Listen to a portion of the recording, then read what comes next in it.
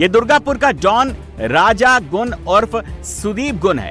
राजा गुन पर रंगदारी मामले और अवैध हथियार रखने का आरोप है। सुदीप गुन को कई बार तृणमूल कांग्रेस की बैठकों और रैलियों में देखा गया था। सत्ता के संरक्षण में सुदीप लोहे का अवैध कारोबार करता, लेकिन टीएमसी सरकार के दौरान इस पर कोई कार्रवाई नहीं हुई। लेकिन 4 मई के बाद पुलिस ने सुदीप के अपराधों की पूरी लिस्ट निकाल ली, उसे गिरफ्तार कर लिया है। দেখুন, আমাদের এমএলএ মাননীয় চন্দ্রশেখর ব্যানার্জির নেতৃত্বে সমাজের শুদ্ধিকরণের ব্যবস্থা চলছে।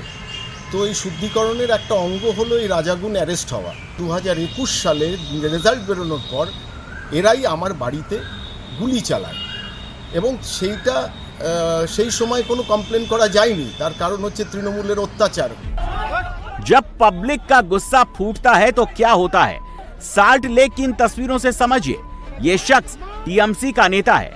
यहाँ के सीए मार्केट में ये जबरन वसूली करता था।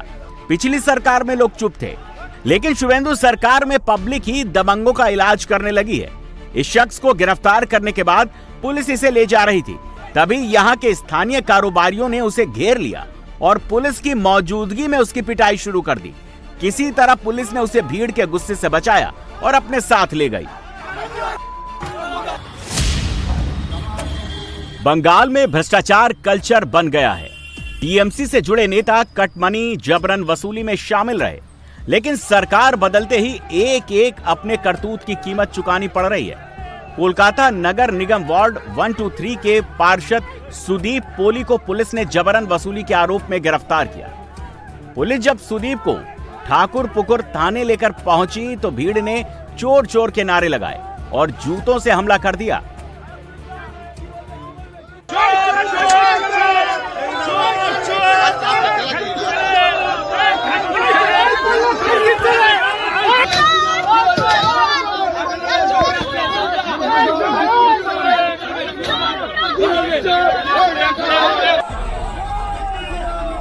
तृणमूल कार्यकर्ता और वार्ड नंबर 127 की तृणमूल पार्षद मालविका वैद्य के करीबी सहयोगी तपन विश्वास को भी पुलिस ने गिरफ्तार किया।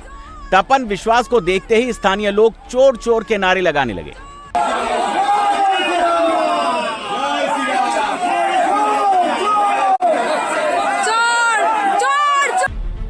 तपन विश्वास पर भी जबरन वसूली, लोगों को धमकाने और जमीन पर अतिक्रमण करने का आरोप है। पुलिस जब उसे गिरफ्तार कर ला रही थी, तभी वहां मौजूद लोगों ने उस पर हमला कर दिया। बड़ी मुश्किल से पुलिस उसे भीड़ से बचाकर ले गई। बेलेघाट में स्थानीय लोगों ने टीएमसी के बाहुबली नेता राजू नस्कर के करीबी की बीच सड़क पर पिटाई कर दी। वे सब उनके लगातार गुंडागर्दी करने से तंग आ चुके थे और सालों का गुस्सा उनके ऊपर उतार दिया। ये टीएमसी नेता और EIMPA अध्यक्ष पिया सेनगुप्ता हैं। इनका भी स्वागत फाइल चोर के नारों से किया जा रहा है। बीजेपी सरकार बनने के बाद उनके इस्तीफे की मांग हो रही है।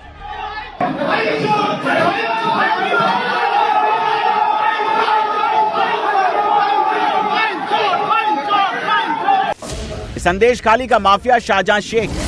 टीएमसी सरकार में इसकी तूती बोलती थी।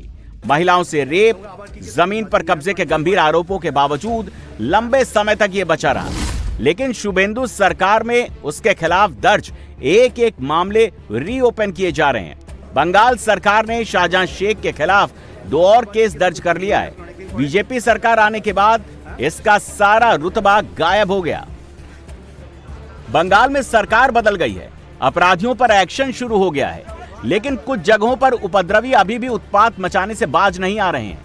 ये दुर्गापुर के सेन मार्केट की तस्वीरें हैं। यहाँ व्यापारियों के साथ मारपीट की गई, उनकी सब्जियों को सड़क पर फेंक दिया गया। आरोप है कि कुछ लोग चेहरे पर काला कपड़ा बांधकर सेन मार्केट में पहुंचे और वहां उत्पात मचाना शुरू कर दिया। बाजार में रखी सब्जियां सड़क पर फेंक दी गईं और सेन मार्केट व्यापारी समिति के महासचिव सागर साहा के साथ मारपीट की गई। हालात को कंट्रोल करने के लिए सेंट्रल फोर्सेस के जवानों को भी तैनात रहना पड़ा।